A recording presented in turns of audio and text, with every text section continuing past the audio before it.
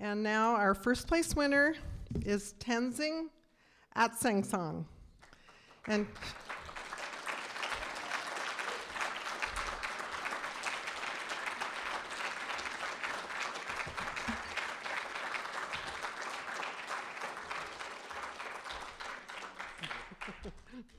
and he is a senior at Westview High School who will be attending college in the fall. Do you know which one yet? U of O. U of O. Okay, great. So he is interested in architecture and in sustainable communities and humane businesses. Basketball is one of his passions, and he's involved as well in Northwest Students for Free Tibet. He's the son of Tibetan refugees and a refugee himself, and he is quadrilingual: Tibetan, Hindi, Nepali, and English. And he's going to read his winning essay. Let me make sure I got the right book for you here. Okay, so first there's that. And then there's this. He's going to want to take a picture of you.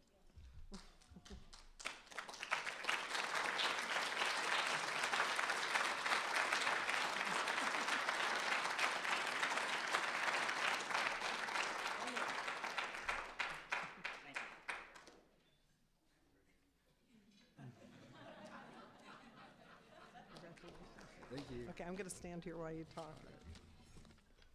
Do you have your essay? Yeah. Yeah. Should I leave it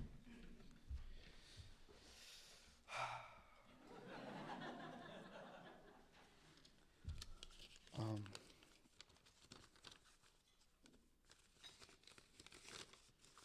Thank you, Dr. Reagan. And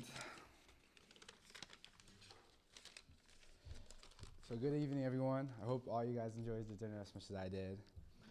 Yeah. Is that better? So good evening, everyone. I hope all of you guys enjoyed your dinner as much as I did. To begin with, first and foremost, I want to thank my beautiful parents for coming out tonight. My brother.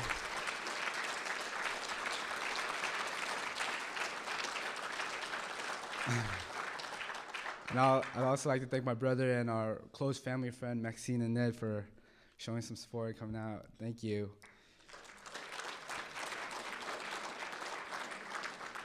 I'd also like to thank all the members of the PSR ESSA committee for having me here and honoring me with this amazing award as well. So thank you. I want to congratulate Salam and Tessa as well. Actually, I've read both of their pieces, and I found it amazing that with all three of us coming from different backgrounds and having to face different situations in our life, that we all sat down and wrote about like the true epitome of what peace meant to us. We all kind of like somewhat had the same definition of what peace really meant to us. So anyways, it really is a pleasure for me to be here, and I truly am very grateful and honored to be standing here in front of you all and have the opportunity to, speak my mind. So I thank you for that.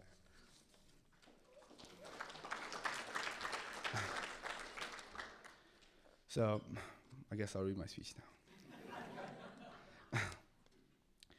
Following the Chinese occupation of Tibet in 1958, His Holiness Dalai Lama and many others were forced to flee into exile. My parents were among these Tibetans who made the long journey into exile in India. To stay in Tibet meant accepting Chinese rules and being deprived of basic human rights, such as the freedom to practice our own religion, maintaining traditional cultural practices, and speaking our native language.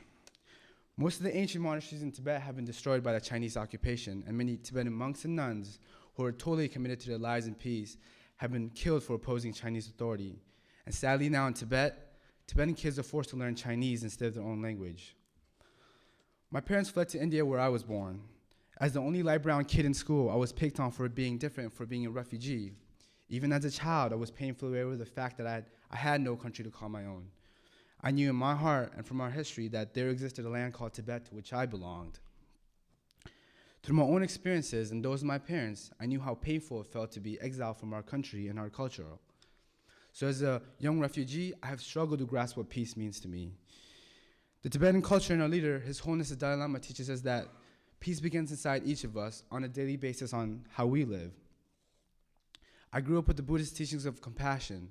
The Dalai Lama teaches us that If you can, help others. If you cannot do that, at least do not harm them. I'm constantly reminded that the Dalai Lama won the Nobel Peace Prize for his work in compassion, even seeking to nonviolently overcome the brutality of the Chinese occupation of our land and people. Peace to me is a concept that has no set boundaries. It is a lifetime practice that represents an individual's path, a community at harmony, a circle of friendship, a freedom to pursue happiness, and a loving respect for all of humankind. Peace is a sense and a feeling that no human should be ever deprived of, but rather practiced in their everyday lives. My journey has taken me from exile in India to now home in Portland, Oregon. I've witnessed how much most people cherish their religious and cultural values. I want to be a stepping stone in which I give hopes to my family and to my people that someday we will have our freedom in our homeland as well. I carry not just my personal aspirations for a free Tibet, but dreams and hopes of all people for a world where we could all live in peace and understanding. I continue to be inspired by what I see in other Tibetans in exile and in all who stand up for peace and compassion as a way to resolve even the largest conflicts.